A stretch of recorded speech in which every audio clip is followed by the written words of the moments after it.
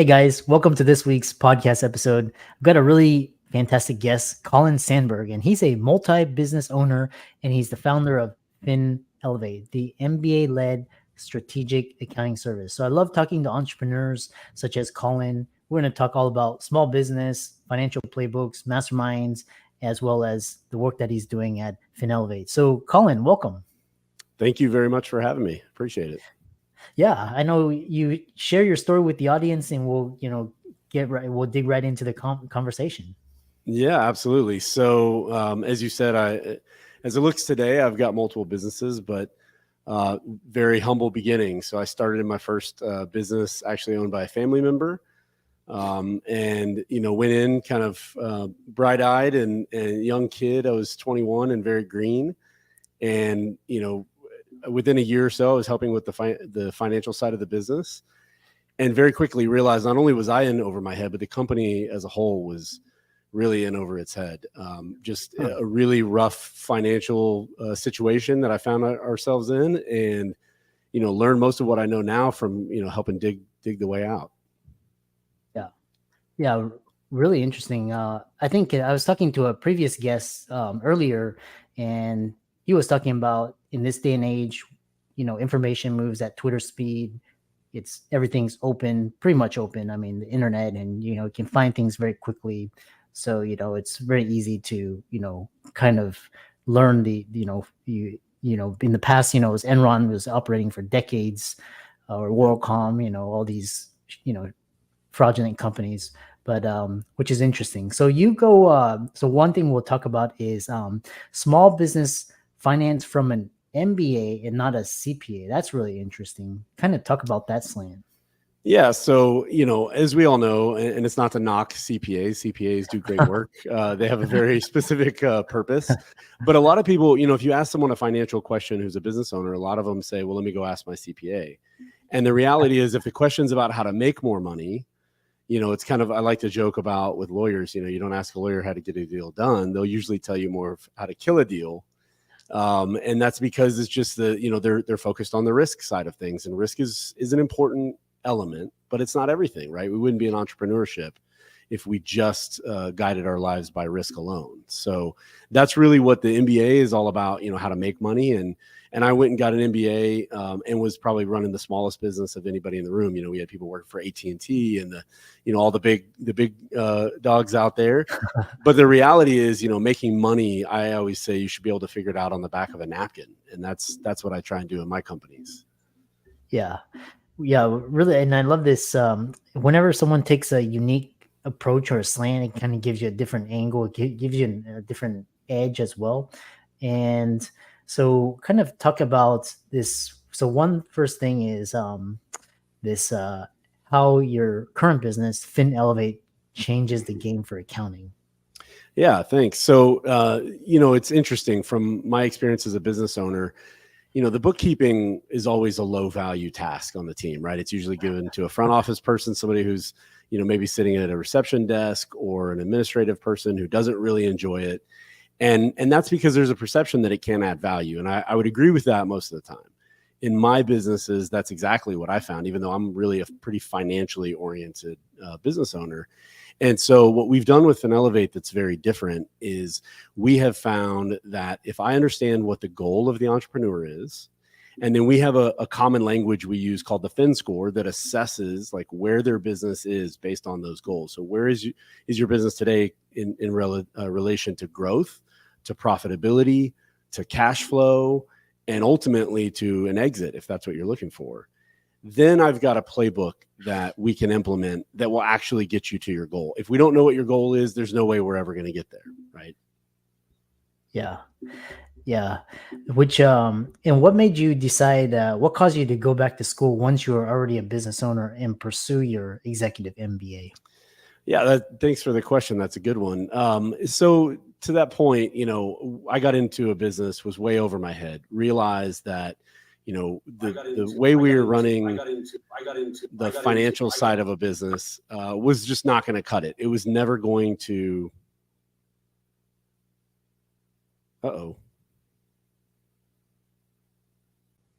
Yeah, so we were talking about what caused you to go back to school once you were already a business owner and pursue your executive MBA?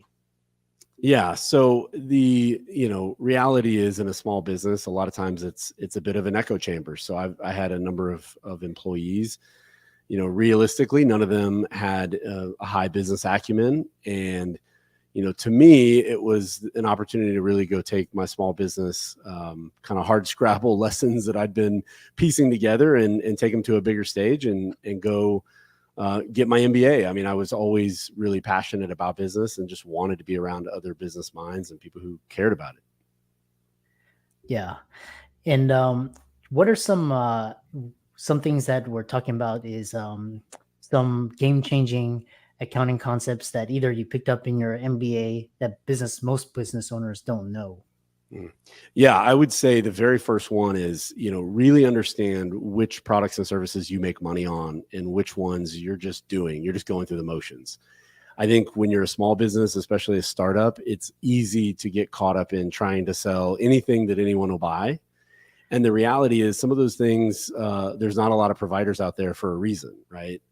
Maybe it's just not a profitable thing to try and sell. And so your options at that point are either aggressively raise your price to the point you can make some money, or a lot of times it's just to pare down what you're offering and get down to your core of what makes you money. And it's amazing. I mean, even in the MBA program, there were a lot of people working for big, sophisticated companies who just had never thought about business that way. And for me, starting out in a small business that was trying to be everything to everyone, that was one of the breakthrough moments that once we figured that out, we could double down on what we were actually good at, what customers actually were willing to pay us a fair price for. And that changed the economics of our business completely. Yeah. And so for the audience out there, a lot of them are, they want to start companies. We'll talk about buying versus founding a company, but what advice would you give other business owners who want to grow their financial knowledge? Yeah. So the first thing is, I mean, you can see I've got some books behind me. I mean, it's listen to your podcast first and foremost.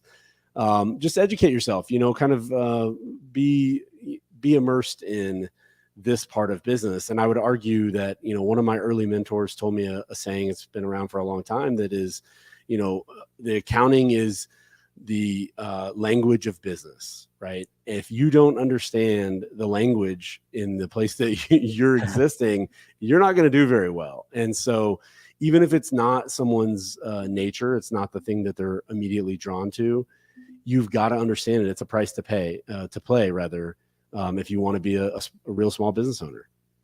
Yeah, I love that. I think you have to understand the language and so that you can speak it and you can communicate it well.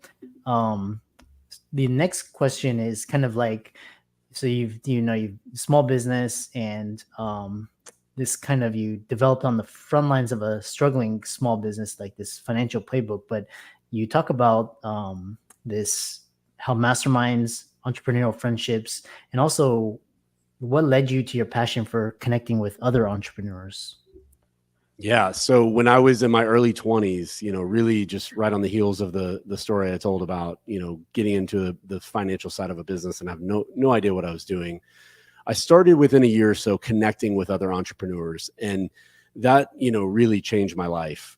Surrounding myself with other business owners who were willing to tell me things my employees weren't going to tell me, right? I mean, if you had a bad idea and you're the CEO of a company, employees typically will kind of fall in line. Maybe you'll get one or two that really trust you and that know that you trust them. And they'll kind of, whisper a little bit of a word of caution or hesitation. And I would go to these mastermind groups and somebody would say, I think that idea is stupid. And that was that was shocking, but refreshing. And that's what I love about being around other entrepreneurs and business owners is, from my experience, there is no group of people who will be happier for you, will be more supportive of what you're trying to accomplish. And it's not just for business owners, but especially for business owners who just don't feel like you have a lot of people in your life who really get it. Yeah, I love that. I just it's sometimes things go through my mind. I'm just like, I'm talking to somebody or this, they're just different wavelength. I'm just like, oh, they just don't get it, or I don't get them, or they don't get me. I'm just, Yeah, but that's entrepreneurship, because you have a different way of thinking and viewing things and seeing things. So, um, absolutely. yeah. And then the thing is, this thing where you talk about, masterminds and entrepreneurial friendships change your life, and kind of for the audience out there, struggling, how cultivating your sphere of influence really helps you and propels you. Absolutely. And I've come now have been involved with masterminds for probably around 20 years. I founded my first one about 15 years ago. I've gone on to help start a few others. And it really becomes to a point where you almost just want to spend your time around other entrepreneurs. The perfect relationship in my life, friendship, is another entrepreneur, and my wife likes their spouse. That's the dream, right? But it's to your point. It is, hey, sometimes it's going to be COVID times, and challenges are going to hit you in the face, and you have no idea what to do about it. And being around other entrepreneurs who you feel their support, like they want you to win.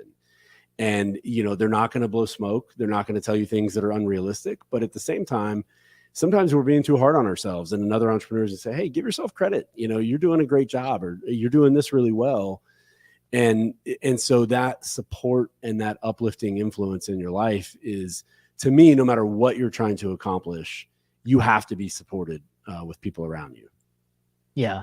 Yeah. I've been studying. So, like, for example, I studied Tom Brady, and basically, his wife basically cleaned out everything, eliminated all distractions so he could just focus on football, being the best at it. And then, other influencers, like their wife kind of creates barriers for, like, kind of the naysayers, and shields them from negative energies and detractors, and kind of you need to cultivate these things where you just eliminate, and things that will bring you down or wear you down.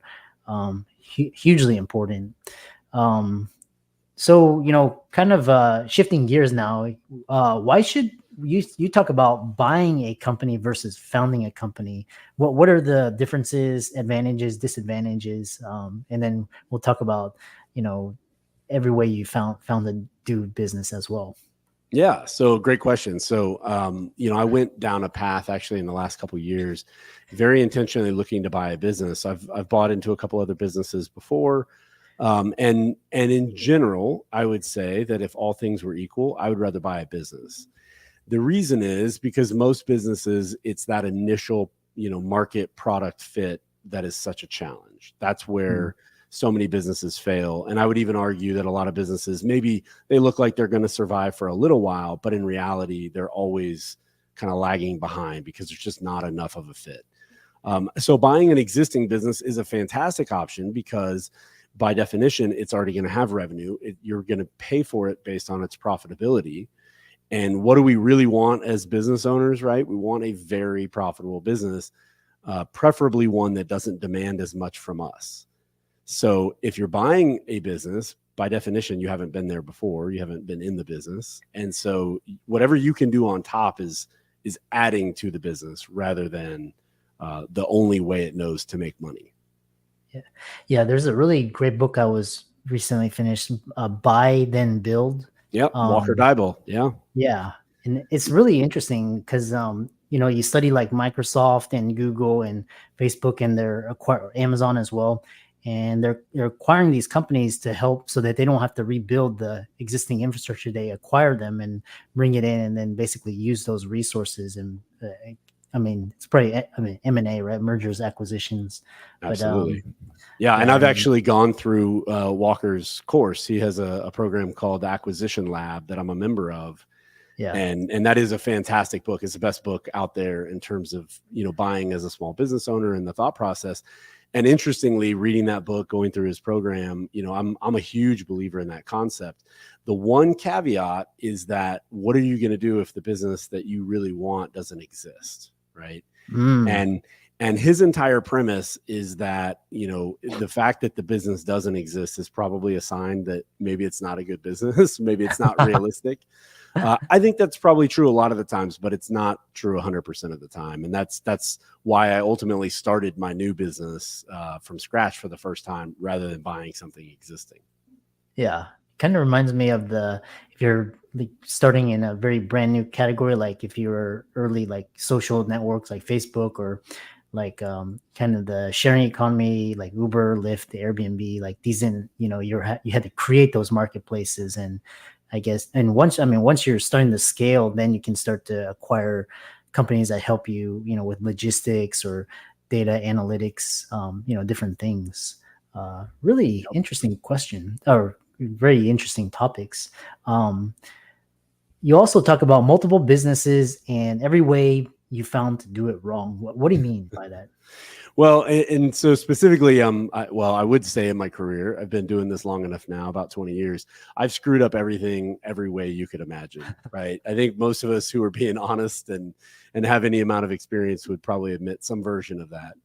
I think what I intended with what I sent you originally is, especially for the bookkeeping side of the business, the accounting side, which is what my new business is startup is intended for. That is something that's incredibly challenging, and businesses just can't find a valuable way to do something that historically has been very low value, like doing the books. And so, yeah, I've tried every different way, employee, do it myself, small firm, big firm, 1099, I mean, outsource CPA, on and on and on. And there are unfortunately a lot of things in life work like this, but there's like 1,000 ways to get it wrong and maybe one or two to get it right. So, Yeah. How can people contact you, follow you, reach out to you, check out your work, etc.? yeah, absolutely. So you can look up my company, which is FinElevate. So it's your your financial elevation. And that is www.finelevate, elevate.com. Or you can look me up on LinkedIn, just, Colin Sandberg or FinElevate. Yeah. And for all the audience, let's thank Colin. I really enjoyed this conversation, just talking about entrepreneurship, business owners, and all of his resources will be in the links and show notes. And thanks so much for coming onto the podcast. Thanks for having me on. Appreciate it.